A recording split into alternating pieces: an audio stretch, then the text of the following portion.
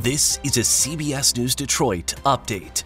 Good morning, everyone. I'm Sandra Ali. Here's a look at your top headlines on this Friday. The father of the Oxford school shooter wants jurors from a different county to decide in his case, according to new court documents.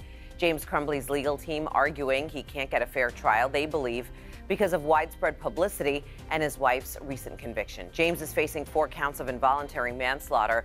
That's for failing to get his son mental health treatment and instead buying him a gun. His trial begins on March 5th. We're filing a $100 million lawsuit against a psychiatric hospital in Westland. According to the family's attorney, staff members from the Hawthorne Center, they encouraged the assault of their 9-year-old by another 15-year-old patient. Allegedly, she had threatened the child beforehand.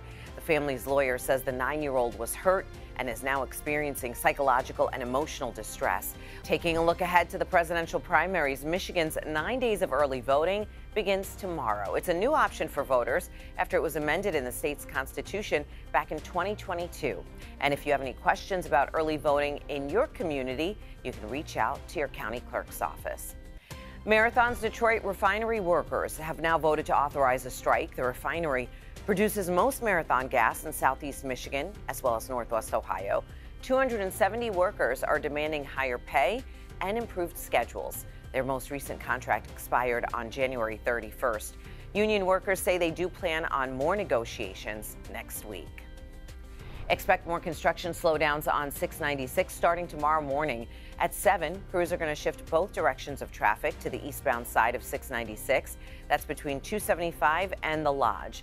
This is being done so crews can rebuild the westbound side of the freeway. The change will last until late fall, and that work, as you may know, is part of the $275 million Restore the Ruther project.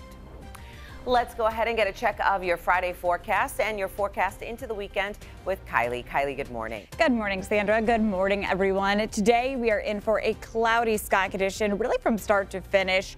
Temperatures are going to be cold and actually below where we should be for this time of year as well. Here's a look at high temperatures across our southern zones. 33 the expected high in Dundee, same thing in Adrian, 32 in Tecumseh.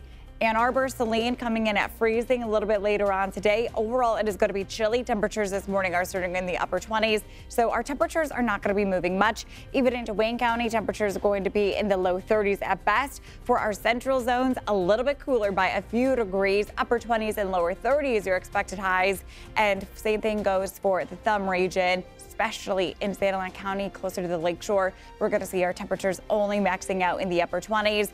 We are going to see even colder air arriving for tomorrow with a high of 28. Back into the 40s, though, for Sunday, Monday, and even Tuesday of next week.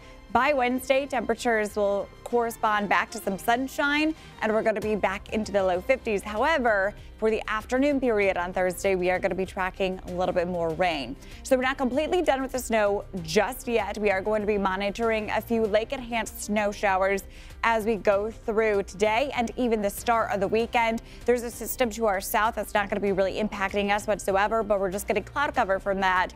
And then here's a look at those lake-enhanced snow showers throughout the day tomorrow.